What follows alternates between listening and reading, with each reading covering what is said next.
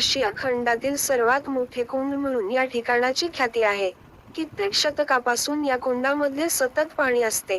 कितीही दुष्काळ पडला तरी पाण्याची पातळी कमी होत नाही. अतिशय सुंदर अशा कोरीव कामाप्रमाणे खडक या ठिकाणी पाहावयास मिळतो. वर्षाच्या 3ही ऋतूमध्ये या ठिकाणी निसर्गाचे वेगवेगळे सौंदर्य पाहावयास मिळते. पावसाळ्यात खळखळणार पाणी अतिसुगंध धबधबे, हिवाळ्यात थोड्याशा ठिकाणी खडकावर उगवणारी हिरवळ मनाला प्रफुल्लित करते. उन्हाळ्यात कुंडातील पाण्याचा गारवा बहरलेल्या हिरव्यागार वृक्षांची उणीवच भासू देत नाही. एक रम्य परिसर व आकर्षक पर्यटन स्थळांचे केंद्र म्हणूनही या ठिकाणाला विशेष महत्त्व प्राप्त झालेले आहे.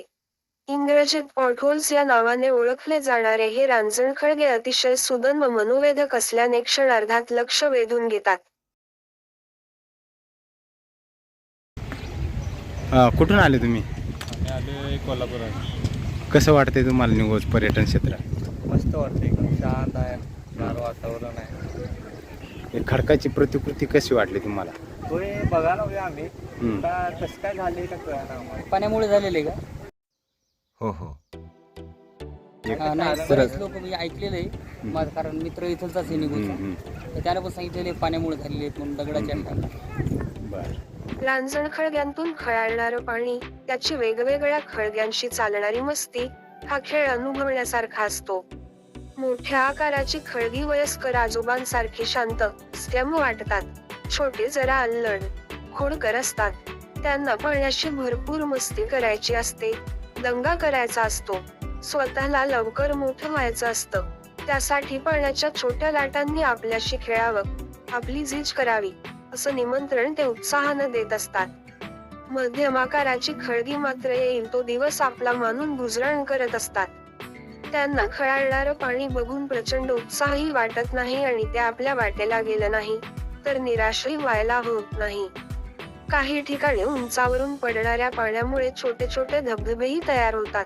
कमी उंचीच्या खळग्यांतून वर उडणारे तुषार पाहणाऱ्यांना मनसोक्त स्नान घालतात. इथलं दृश्य बघताना आणि पाण्याच्या या खेळाचा आनंद घेताना किती वेळ निघून जातो कळतच नाही.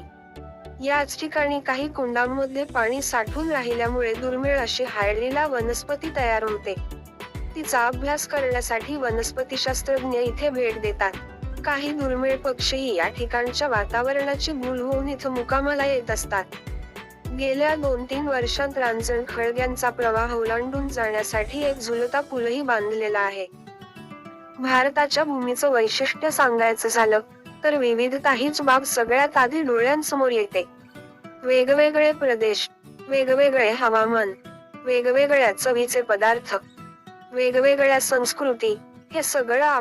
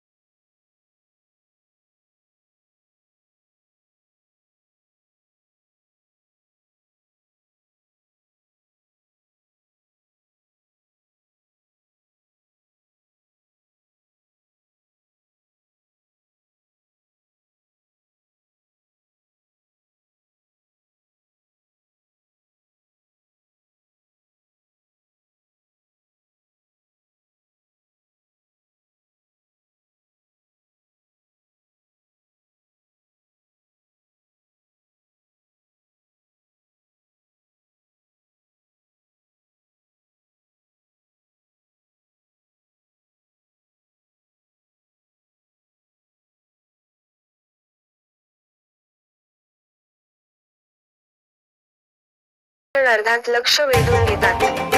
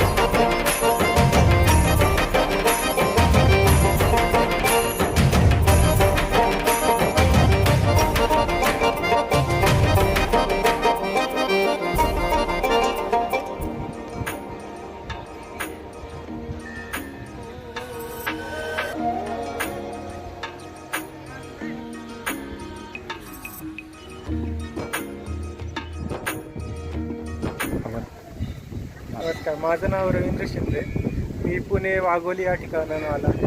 एका मित्राच्या द्वारे मला ह्या पर्यटन स्थळाविषयी माहिती मिळाली. तर हे निगोस तालुका पारनेर, जिल्हा अहमदनगर या ठिकाणी आम्ही आलेलो आहे. तर हे तुम्ही जे पाहताय ते वेसळ खडकापासून बनलेलं हे पर्यटन स्थळ खूपच आकर्षित आहे आणि मी माझ्या फॅमिलीसोबत आलेलो आहे.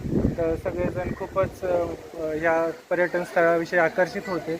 मळगंगा या देवीचं दर्शन आम्ही करून आता सध्या या खडकावरती पाहत आहोत की कसं काय हे बनलेलं आहे. इथं तुम्ही जे दिसताय रांजणासारखा आकार, हे भारतात 2च ठिकाणी बघायला मिळतं. त्यातलं हे एक म्हणजे निगोज क्षेत्र. तर ते खूपच असं आकर्षित आहे. तर तुम्ही नक्की भेट द्या.